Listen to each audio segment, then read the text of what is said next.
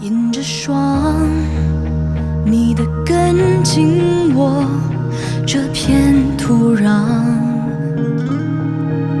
追着浪，我的夜飘过万里边疆。要向往岸的尽头是地久天长。当相遇又别离，当相依又远去，我不曾忘记。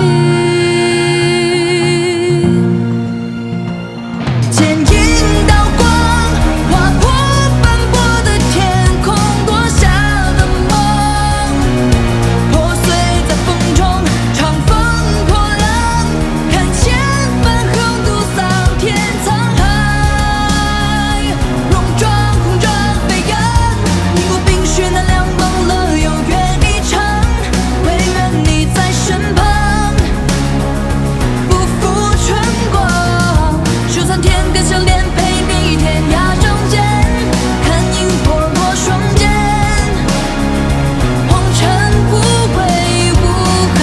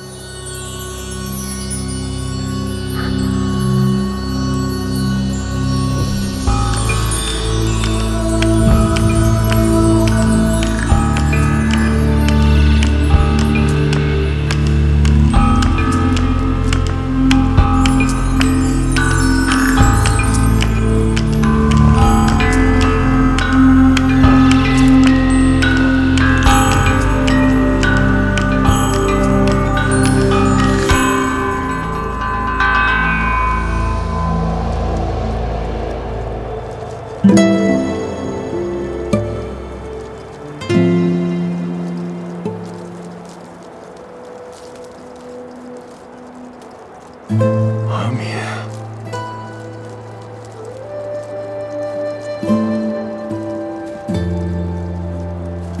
是你吗？阿弥，阿弥，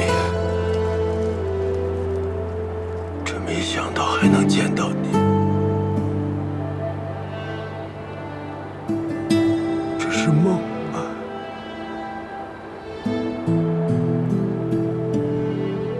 这不是梦，我终于见到你了。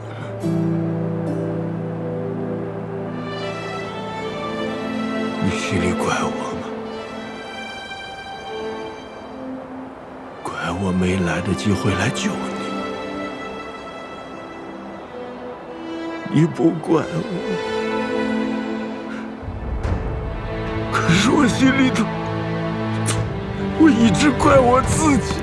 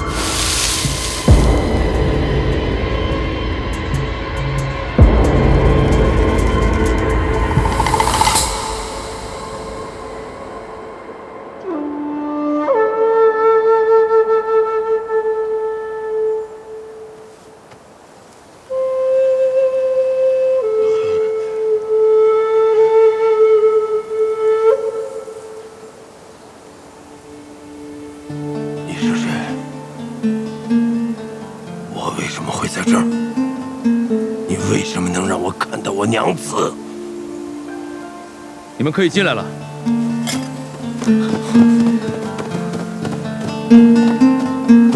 大将军，你怎么在这儿？阿英呢？大将军，您的病好了，您能认出我们吗？太子殿下一直想办法，想给您治病。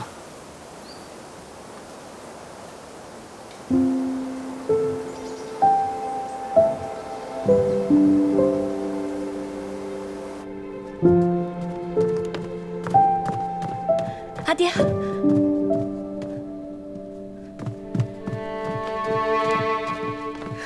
阿爹，您怎么样了？阿英，你瘦了，也憔悴了。这些时日，让你担心阿爹了。大小姐，刚刚太医才来看过了，说吐出了胸口的淤血。大将军神志清明，慢慢调养就无大碍了。知道了。我只觉得这心里有块大石头被挪走了，可是吓坏你了。这段时间可真是担心死了。阿爹没事了，真的。这些日子就像做梦一样浑浑噩噩，现在总算是明白过来了。但是阿爹，您的头发全都白了。傻话，阿爹老了，头发自然会白。阿爹都是要做阿翁的人了，头发怎么会不白呢？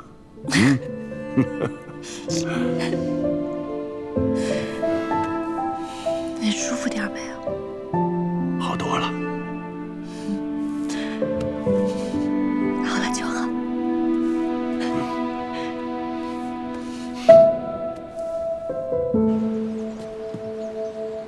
事先怎么不告诉我？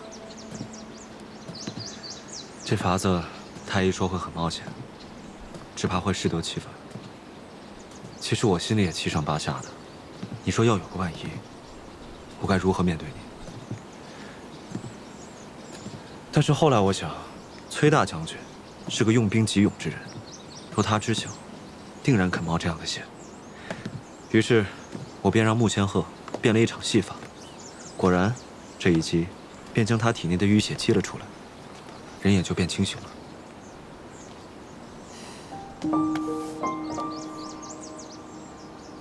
17郎，谢谢你。我辛苦这么久，你只说一句谢谢吗？那我要怎么谢谢你啊？现在还想不出来，可能再过几个时辰，我就想出来了。你说呢？这次一定要好好谢我。对了，我有个要紧的事情要跟你说。柳成风之死，我觉得很古怪。毕竟他跟接硕勾结之事并未终结。接硕的首领乌洛的堂弟乌延，前段时间扮成商人混进了西长京，我已经派人跟了一段时间，但这个乌延实在是狡猾，一不小心就跟丢了。我觉得此人定是图谋不轨，不安好心。接硕八成是想浑水摸鱼，这么明目张胆地混进来，或许京中有人介意。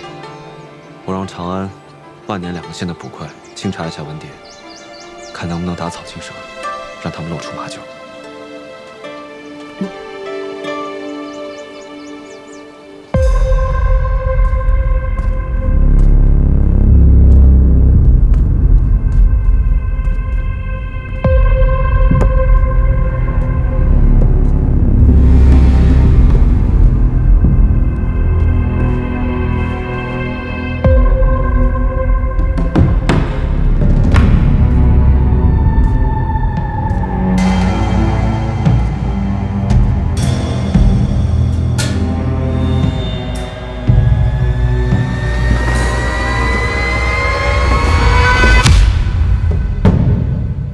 之前你遣人来接头，说你不想通过柳成风在中间递话，所以你是亲自来见我了。柳成风之前答应你们的事，都是我替他办的。但柳成风这个人，他怀有私心，若任他从中取利的话，会影响你们接硕的大事。所以我今天亲自来了，以显诚意。你身为中原的大官，如今竟然愿意亲自来见我，你是想让我们接硕替你办什么吗？只不过是一件小事，希望接硕能够帮我料理。倘若接硕能够帮了我这个忙，那么你们所想要的领地、盐、铁、米粮，我都会暗中给你们办好。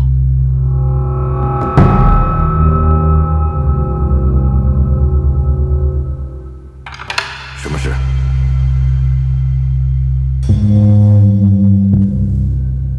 杀了太子妃崔琳，她是崔乙的女儿，相信你们接硕一定会很乐意吧？你是当朝首辅，杀了太子妃，你不惧怕会有什么后果吗？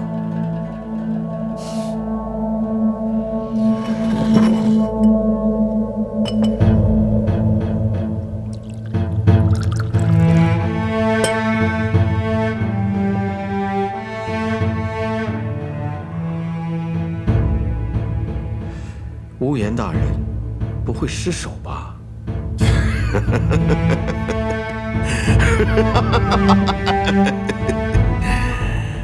自然不会失手，不过就是杀一个女人。这回我带的手下里还有2个绝顶高手，虽然那崔氏是太子妃，但只要经过我精心安排，杀她不是件难事。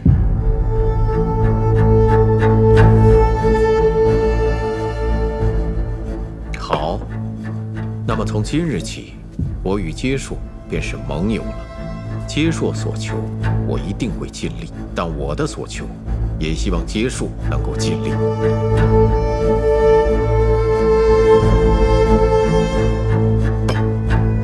但我还是不明白，你为何要如此？世人眼中，首辅位极人臣，富贵已极，但前任首辅又如何呢？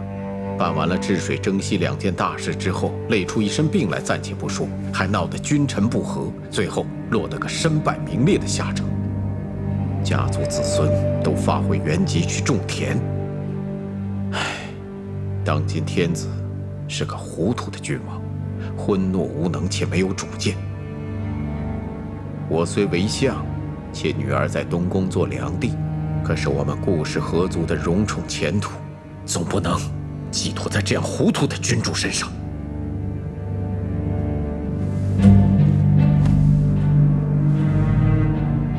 除了杀太子妃这件小事，你还要我们做什么？自然是我于朝中与你们相商配合。如果朝中有事的时候，我会暗中通知你们，让你们在边境出兵滋扰。如果朝廷派出的将领是我的人，那么你们就诈败，让他立下战功。如果朝中派去的不是我的人，我自然会暗中想办法，让你们击败他。好，你这方法特别好。只要这仗打几年下来，那些军中立功升官的将领，就全都是你的心腹。我一个手无缚鸡之力的文官，想要暗中掌握兵权，自然要想些别的办法。你这个人胆子不小，野心也不小，但是我喜欢你。你放心，只要你肯帮助我们接硕，我们接硕自然也会全力帮助你。还有一件很重要的事情，柳成风这个人暗中恋慕崔琳，你们杀太子妃的时候，一定要提防柳成风从中作梗啊。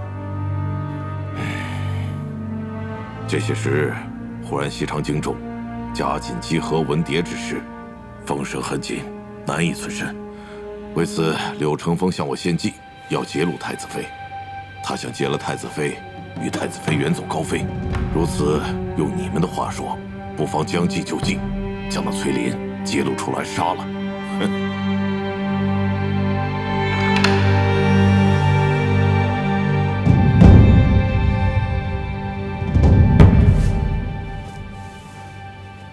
自从返回中原啊，我这心里从未如此畅快过。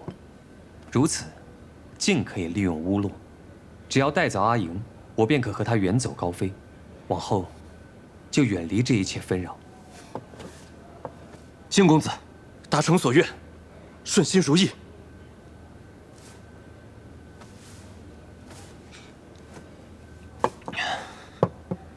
阿树，你改作跟我姓柳吧。你原本是孤儿，无名无姓，所以当时唤你为阿树。其实我也是一样，没有父母，也是孤儿。你若是跟我改作姓柳的话，那我便也有了亲人。谢公子赐教。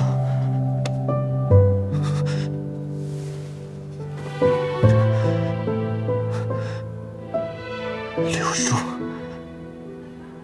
这名字真好听。来，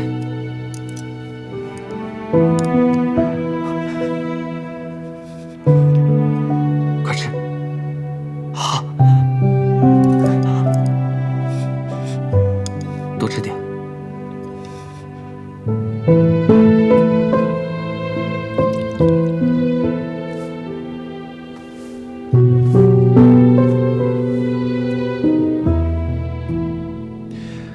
我想请岳父大人到青云观去住，那里十分清静，又有亲兵护卫。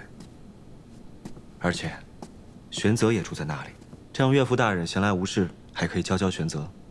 有个小孩承欢膝下，也会少思少虑，颐养心性。这个主意倒是不错。我记得小时候，阿爹教我习武的时候，最是高兴了。好了，殿下可以去上朝了。我还有一件要紧事要交给你。什么要紧事啊？我们那后殿那个浴桶太小了，换个大一点的吧。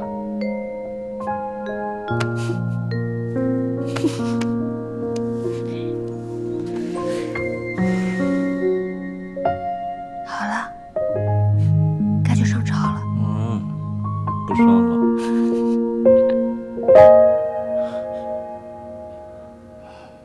那什么，那个结束，到底是怎么回事啊？怎么又派兵来骚扰瀛州啊？之前不是说好了，以桑河为界的吗？陛下，自打解散崔家军之后，或许接硕以为有机可乘，故又来犯我瀛州。那就派太子去，他不是喜欢打仗吗？但是这次一定要狠狠地打他们一顿，让他们记住教训。陛下，太子殿下身为储君，不宜带兵犯险，还是由微臣带领镇西军前往吧。行，那就你去吧。是。陛下，臣以为裴大将军已有春秋，不如让裴元也一同前往，一路上也好有个照应。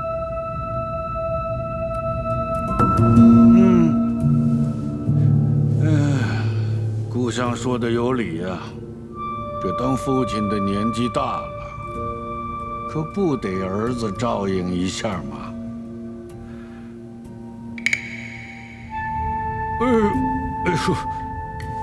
说不得，说不得，现在全身的骨头都疼。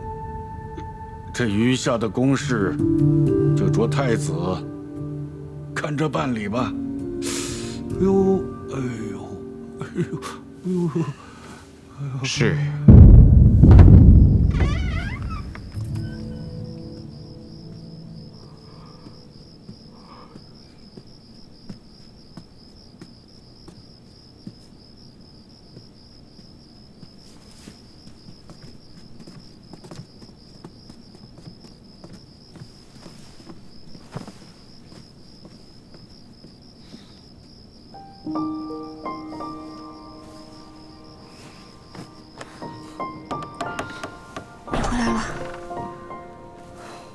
怎么这么晚才回来啊？你都不知道，这裴大将军要出征，兵部顿时多了很多事情。还有，这不是因为大婚的事几日没有去朝中吗？我那父皇居然也趁机偷懒了几日。如今3省6部的文书都已经堆积成山了，我忙到这个时辰，也才处理9牛1毛。那你用了晚膳没有？我想吃涮肉，你跟桃子一起吃的那种。还有啊，人家桃子每次琢磨出新鲜好吃的，都会叫耳朵一起，你从来都不叫我一起吃。这有何难？我现在就去叫厨房准备。哎，都已经3更天了，这么晚了，别吃了，不如我们赶紧睡觉吧。不，还是要先吃涮肉。不，先睡觉。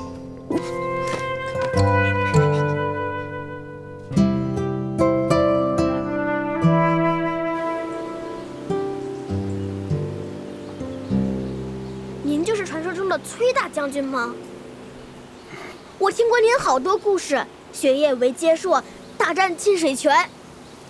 那是谁讲给你听的？是韩将军，每天晚上我睡不着的时候，他都会给我讲故事。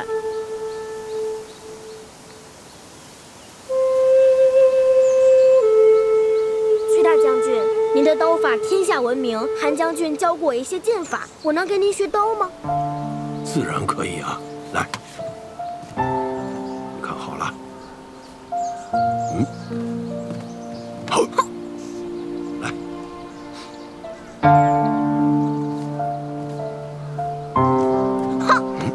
对，再来。到了青云观，阿爹的精神果然好了很多。崔大将军可以将你教得很好，那么一样可以将玄泽教得很好。哦，原来你是打的这样的如意算盘。这怎么能是如意算盘呢？崔大将军有玄泽承欢膝下，玄泽又很仰慕崔大将军，可以跟他学习很多很多东西，这难道不叫两全其美吗？是，殿下说的都对。你不能老叫我殿下了，你都好久没有叫我17郎了。明明昨晚刚叫过。那不算啊，那是你输了，我的彩头。哎，阿爷，我在想，咱们要不要先生2个娃，一个叫阿轸，一个叫阿道，剩下的慢慢再生。谁说我要跟你生娃了？之前你自己说的要生4个啊，不能少的。我什么时候答应过？你出尔反尔，说话不算数哦，又会算盘的。你昨天自己定的规矩。我可没说。哎，我不管啊，就4个。不行，我没答应过。那就6个、8个、10个。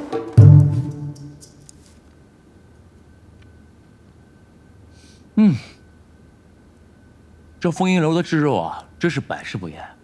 昨天你派去我府上那个厨子，给我做了道新菜，叫烤鹿舌，我吃起来啊，觉得太咸了。但今天一吃这制肉啊，就觉得不相上下。穆先生为了家父的病，十分费心。这杯酒，是我们敬您的。哎，客气了。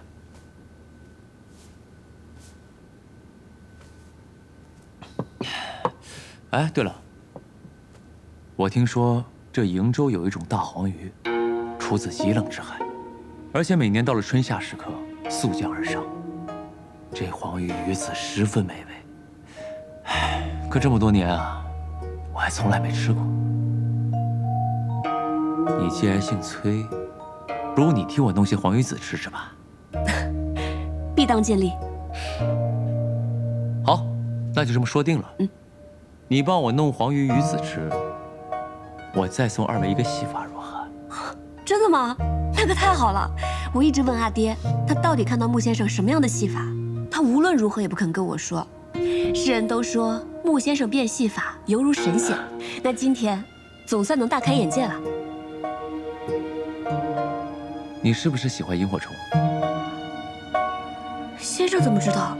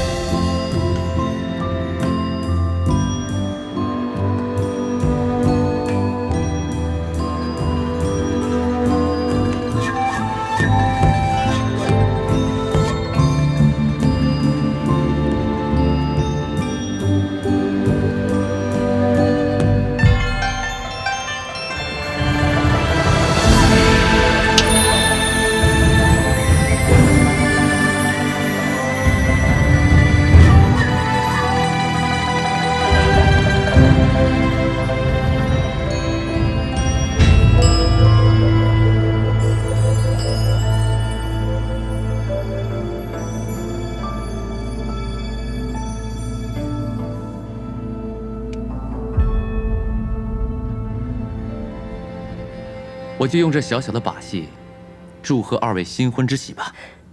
多谢穆先生。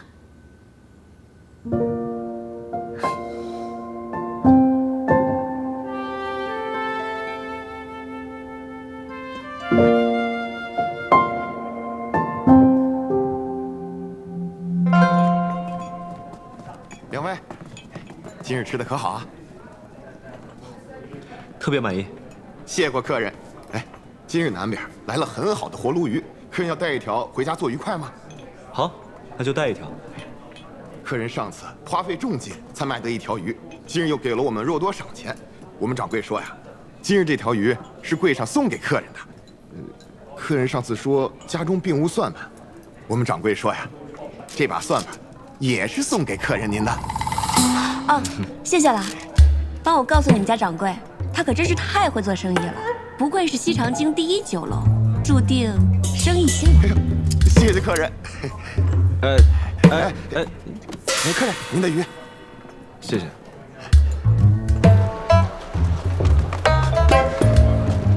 给你算盘你就真要啊？咱们家确实没有算盘嘛。再说了，人家特意送的，不收的话岂不是失礼啊？那你打算拿着算盘做什么呀？何必明知而故问呢？当然是以备不时之需啊。你怎么会有不时之需啊？我当然没有不时之需了，我是怕你有不时之需。你这么狠心吗？这可是算盘。有人说了，他的娇妻动辄就让他跪算盘，与其枉担了这个虚名，还不如名副其实。我说笑的。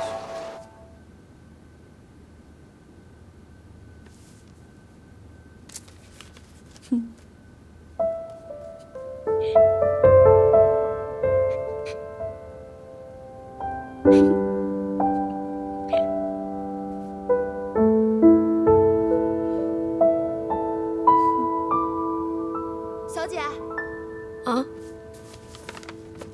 小姐，桃子，小姐，有件事，我想我必须得跟你说。什么事啊？咱们崔家军现在已经陆续裁撤完毕，留在瀛州等待裁撤的不过数百人而已，皆说犯境。朝中竟命裴大将军带着镇西军的人前往瀛州，并严苛县令，让这数百名崔家军将士即刻卸甲至贝州修筑水渠。据说这贝州官吏十分严酷，对待咱们崔家军的将士如同犯人一般，不仅克扣饮食，动辄还棍棒相加。这些人实在忍无可忍了，于是公推了一名谭副将，从贝州一路逃到了西长京，想要见一见大将军或是小姐。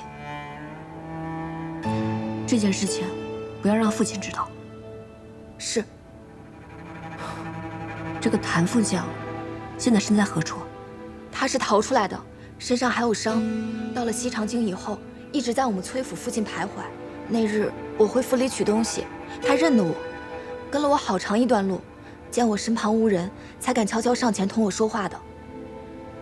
我认得他是从前左营的副将，只是跟从前比，实在是消瘦憔悴了不少。想必这一路定是吃了很多苦头的。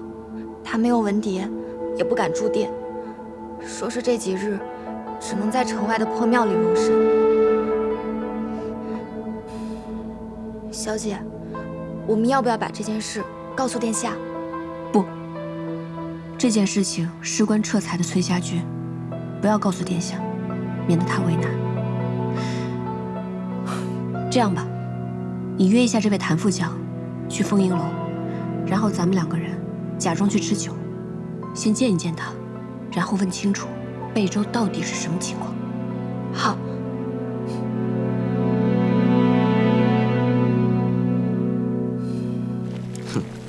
都已经过了这么多天才吃上涮肉。殿下每天回来我都说可以吃，是你自己非说太晚了不能吃。确实太晚了嘛，哪有3更半夜吃涮肉的呀？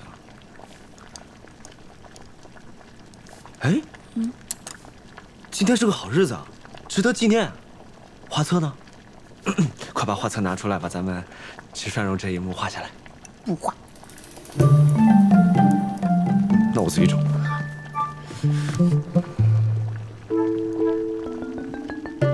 那就是不在这边了。那应该在那个方向。嗯，不准拿！哎呀，哦，我就知道，不给，不给，不给。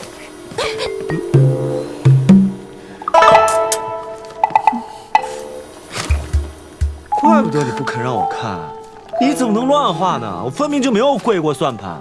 你这么画，将来被我们的孩子看到了，那我岂不要被笑死？你现在没有跪，不代表你以后不会跪啊！我这叫未雨绸缪，啊不，未卜先知。你这叫颠倒黑白。不行，这也得撕了。不是，不能撕，我就撕，不能撕，就撕，我好不容易画的，就撕，给我，就撕。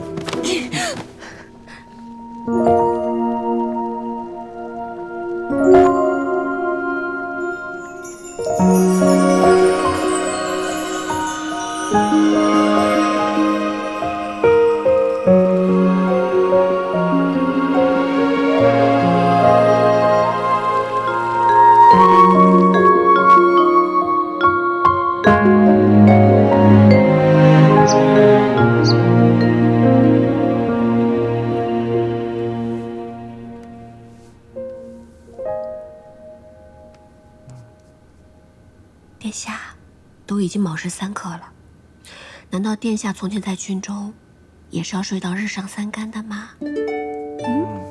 让我再睡一会儿。快起来了，不要让朝臣们等着。来，起。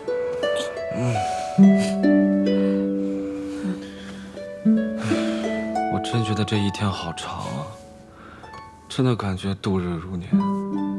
你呢？见不到我，是不是也度日如年？可是你晚上就回来了呀，所以白天也没有很难熬。可是我白天见不到你，我就很难熬啊。好了，你快点忙完那些公事，回来就能见到我了。那你打算今天做什么？我打算跟桃子去丰影楼吃酒。别去丰影楼了，上次送鱼就算了，还送蒜盘，真是罪大恶极。好了，赶紧起来更衣了。等你抓紧忙完那些公务，一眨眼的功夫就能见到我了。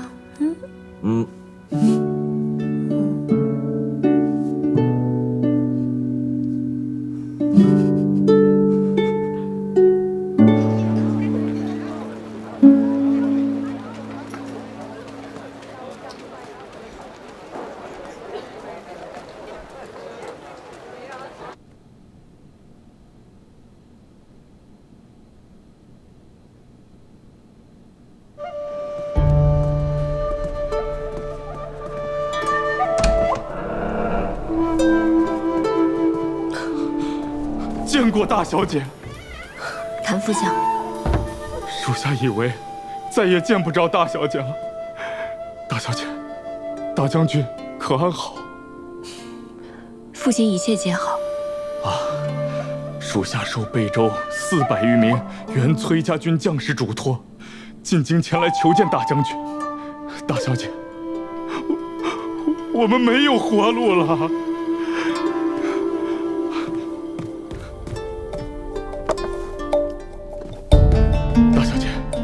我们467人的联名血书，请大小姐过目。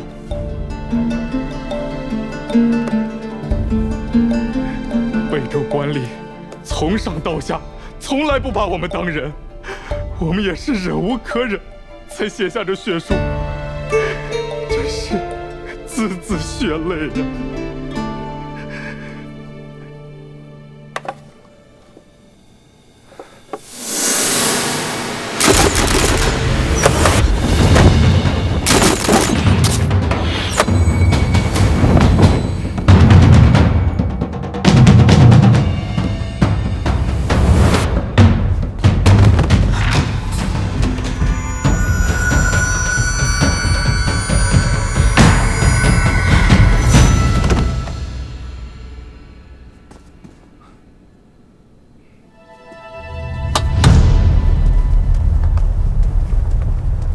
殿下，你今天怎么那么早？是要回东宫吗？你不知道太子妃和桃子一起去丰影楼吃酒了吗？啊！我现在要赶紧把事务处置妥当，带你一起去丰影楼。桃子真是，她都没跟我说。走，我们去给他们一个惊喜。好。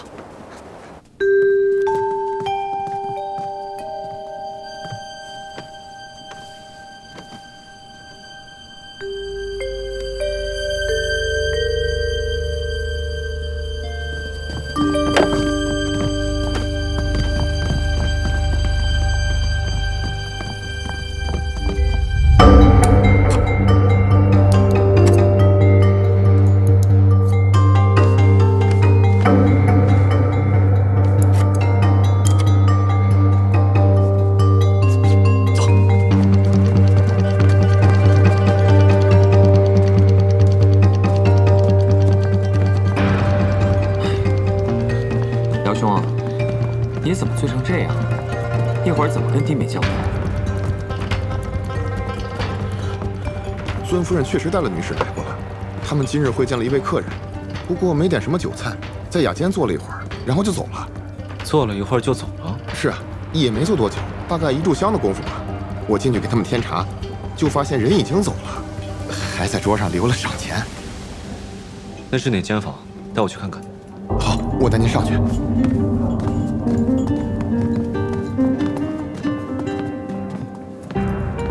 十七郎，太子妃和桃子是不是已经回东宫了？我回去看看。不会，把这房子搜一下。是。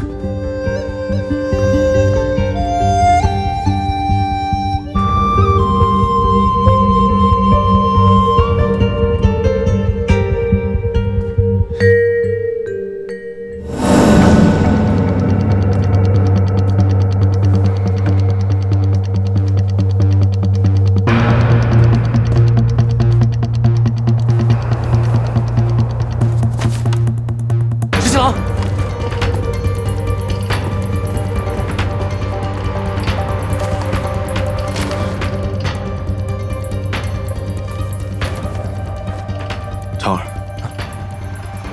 你现在立刻回去，拿着我的印信通知禁军，立时关闭西长京所有的城门，任何人不准出城，就算奉旨也不行。叫羽林卫来。是。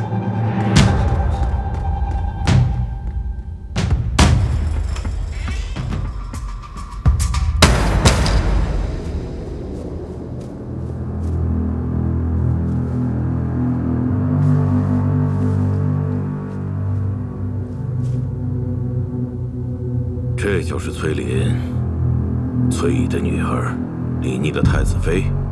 无言，事前我们可说好的，我利用谭副将引出崔琳，你们接硕就会帮我把崔琳带到此处，暂时安身。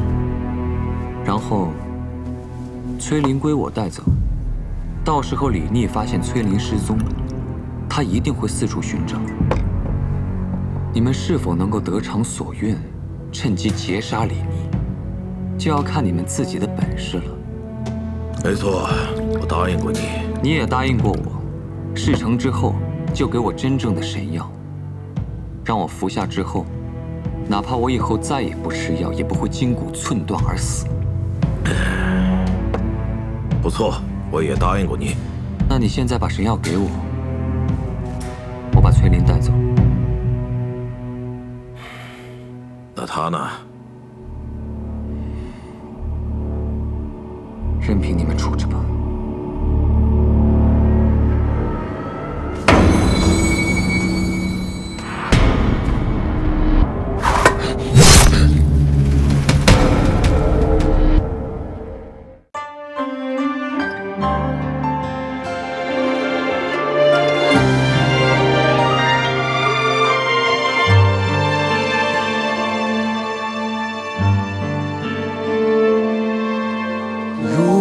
忘了流年萤火，等回忆碎了沉默。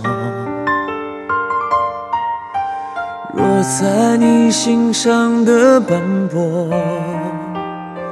那牵扯是我难舍。如果思念不曾遗落，着回到最初一刻，宿命曾有过的温热，多想为你留着。如果爱记得我们曾承诺过，从此爱上我也要为你活着，沿着记忆的轮廓，等待是我的执着。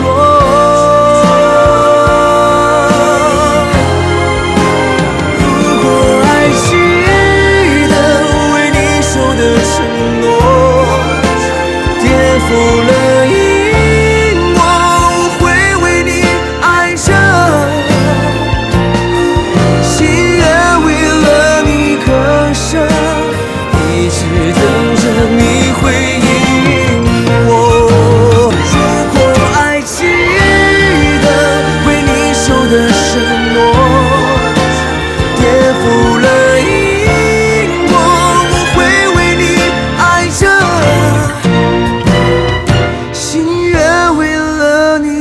割舍，一直等着你回应我。